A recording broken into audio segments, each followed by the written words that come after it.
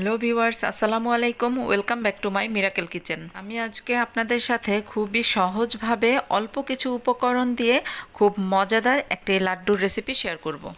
আমি আশা করি আমার এই ভিডিওটা আপনাদের সবার কাছে অনেক ভালো লাগবে। আর ভালো লাগলে অবশ্যই একটা লাইক দিবেন, ফ্রেন্ডস অ্যান্ড ফ্যামিলিতে শেয়ার করবেন। আর আমার চ্যানেলে যদি নতুন হয়ে থাকেন, আমার চ্যানেলটি অবশ্যই সাবস্ক্রাইব করে অলে সেট করে রাখবেন আরও নতুন নতুন অনেক সুন্দর সুন্দর ভিডিও পাওয়ার জন্য।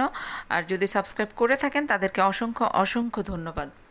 ভিডিওটি না টেনে সম্পূর্ণ ভিডিওটি দেখবেন। ভিডিওটি চলাকালীন সময়ে আমি খুব গুরুত্বপূর্ণ একটা টিপস দেব। তাহলে চলুন দেখে নেই লাচ্ছা সেমাই দিয়ে অসম্ভব মজার একটি লাড্ডুর রেসিপি। এক নজরে দেখে নেই লাচ্ছা সেমাইয়ের লাড্ডু করতে আমার কি কি লাগছে। এখানে আমি 200 গ্রাম লাচ্ছা সেমাই নিয়েছি। লাচ্ছা সেমাইগুলো যদি একটু বড় বড় থাকে তাহলে হাত দিয়ে এভাবে ঝুরঝুরা করে নেবেন। আর আপনারা আপনাদের পছন্দ মতো যে কোনো ব্র্যান্ডের লাচ্ছা সেমাই নিতে পারেন। আর এরকম যদি টুকরো টুকরো বড় থাকে সেগুলো হাত দিয়ে ভেঙে নেবেন। এরকম লম্বাও থাকতে পারে, সেগুলোও ভেঙে নেবেন। এখানে আমি কিছু কিশমিশ নিয়েছি আর পেস্তা বাদাম কুচি করে নিয়েছি। 1 কাপ পরিমাণ নারকেল কোড়া নিয়েছি। আর তারপর এখানে আমি হাফ কাপ পরিমাণ কনডেন্স মিল্ক নিয়েছি। আর তারপর এখানে আমি প্রায় 4 টেবিল চামচ চিনি নিয়েছি আর 3 টেবিল চামচ ঘি নিয়েছি। এই ছিল আমার আজকের উপকরণ। তাহলে চলুন আমরা এখন চুলায় চলে যাই। লাচ্ছা সেমাইয়ের লাড্ডু করার জন্য আমি এখন চুলায় একটি ফ্রাই প্যান বসিয়ে দিয়েছি। আর তার মধ্যে আমি 1 কাপ নারকেল কোড়া দিয়ে দিলাম। আর তার সাথে সাথে আমি 4 টেবিল চামচ চিনি দিয়ে দিলাম। এখন চিনি আর নারকেল চুলার লো আঁচে একটু ভালোভাবে নেড়ে চেড়ে নিব। চিনিটা গলে যাবে আস্তে আস্তে, তারপর একটু আঠালো ভাব আসবে। নারকেল আর চিনি নাড়াচাড়া করার সময় খেয়াল রাখতে হবে চুলার আগুন কিন্তু লো হিটে থাকবে, আর না হলে কিন্তু পুড়ে যেতে পারে। অল্প কিছুক্ষণ সময় নাড়াচাড়া করতে করতেই দেখবেন হাতের মধ্যে মনে হচ্ছে যেন একটু আঠালো ভাব হয়ে আসছে। তারপর হাত দিয়ে একটু ধরে দেখবেন, এভাবে হালকা একটু আঠালো ভাব হলেই হবে, খুব বেশি কিন্তু না। আমার এটা হালকা হালকা আঠালো ভাব হয়ে আসছে, তার মানে আমার নারকেল আর চিনির মিশ্রণটা তৈরি হয়ে গেছে। এখন আমি এটা তুলে একটা বাটিতে রেখে দেব। নারকেল আর চিনির মিশ্রণটা আমার তোলা হয়ে গেছে। এখন আমি সেই ফ্রাই প্যানের মধ্যেই 3 টেবিল চামচ ঘি দিয়ে দিলাম। ঘিয়ের মধ্যে আমি এখন লাচ্ছা সেমাইগুলোও দিয়ে দিলাম। তারপর লাচ্ছা সেমাইগুলো ঘি দিয়ে একটু ভেজে নেব। একদম লো হিটে লাচ্ছা সেমাইগুলো ভাজতে হবে, না হলে সেমাইগুলো পুড়ে যেতে পারে। আর পুড়ে গেলে সেমাইগুলো খেতেও ভালো লাগবে না, দেখতেও ভালো লাগবে না। লাচ্ছা সেমাইগুলো কিছুক্ষণ খুব ভালোভাবে নেড়ে চেড়ে ভেজে নিলাম। আর তারপর এখানে আমি একটা বাটিতে সামান্য পরিমাণে জর্দার কালার নর্মাল পানিতে মিশিয়ে রেখেছিলাম। সেই কালারটাই এখন আমি অল্প অল্প করে সেমাইয়ের উপর দিয়ে দেব।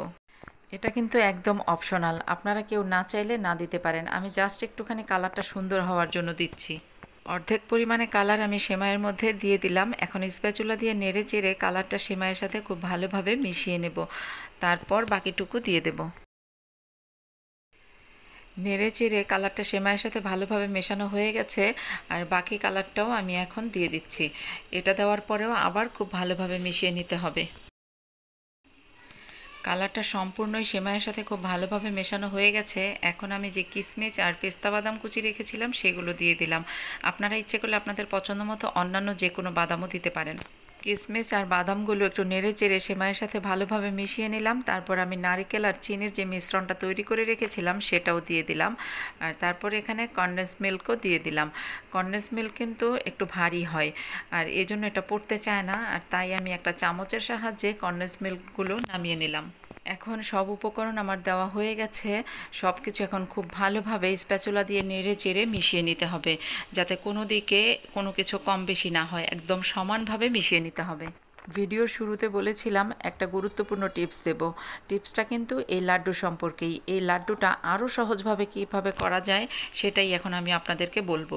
নারকেল আর চিনির যে মিশ্রণটা দিয়েছিলাম সেটা আপনারা না দিলেও চলবে, আর সেই সাথে বাদাম আর কিশমিশটা না দিলেও চলবে।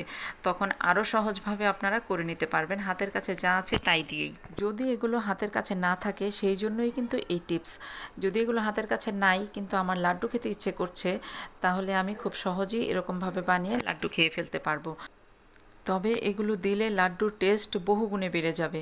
কথা বলতে বলতে কিন্তু এগুলো আমি নেড়ে চেড়ে খুব ভালোভাবে মিশিয়ে নিচ্ছি। একদম লো হিটে চুলার উপরে নাড়াচাড়া করতে করতে যখন সম্পূর্ণ একেবারে মিশে যাবে, খুব বেশিক্ষণ কিন্তু নাড়াচাড়া করে যাবে না, তখন বুঝতে হবে হয়ে গেছে, আমার এটা সম্পূর্ণ হয়ে গেছে। এখন আমি ফ্রাই প্যান থেকে একটা প্লেটে নামিয়ে নিচ্ছি। সবটাই আমার একটা প্লেটে ঢালা হয়ে গেছে। এখন এগুলো গরম থাকতে থাকতেই হাত দিয়ে গোল গোল করে নেব লাড্ডুর মতো করে। একদম ঠান্ডা হয়ে গেলে কিন্তু লাড্ডুর মতো গোল হবে না, একটু গরম থাকতেই করতে হবে। লাড্ডুগুলো আপনারা আপনাদের পছন্দ মতো সাইজে করে নিতে পারেন। ইচ্ছে করলে আর একটু ছোটও করতে পারেন, আবার আর একটু বড়ও করতে পারেন, কিন্তু এই সাইজটাই হচ্ছে একটা স্ট্যান্ডার্ড সাইজ। 200 গ্রামের লাচ্ছা সেমাই দিয়ে এখানে আমার প্রায় 1 কেজি লাড্ডু হয়েছে। 1 কেজি লাড্ডুতে আমার হয়েছে প্রায় 17টা লাড্ডু। কোথাও বেড়াতে যাওয়ার সময় আপনারা ইচ্ছে করলে নিজ হাতে ঘরে এভাবে লাড্ডু তৈরি করে নিয়ে বেড়াতে যেতে পারেন। এরপর আমি এখানে কিছু কিচমিচ আর পেস্তা কুচি উপরে দিয়ে দেব সাজানোর জন্য। আপনারা ইচ্ছে করলে আপনাদের পছন্দ মতো যেভাবে খুশি সেভাবে সাজাতে পারেন। লাড্ডুগুলো কিন্তু খেতে অসাধারণ হয়েছে। বানাতে বানাতেই আমার ছেলেরা কয়েকটা খেয়ে ফেলেছে। আমি তো লাড্ডু অনেক পছন্দ করি। আমার মতো কে কে আপনারা লাড্ডু পছন্দ করেন আমাকে কমেন্টসে জানাবেন। আজকের মতো এখানেই শেষ করছি। আবার দেখা হবে অন্য কোনো ভিডিওতে। আপনারা ভালো থাকবেন, সুস্থ থাকবেন, সবাই স্বাস্থ্যবিধি মেনে চলবেন, নিজে ভালো থাকবেন, পরিবারকে ভালো রাখবেন, আমার চ্যানেলের পাশেই থাকবেন, আমার পরিবারের জন্য দোয়া করবেন। আল্লাহ হাফেজ।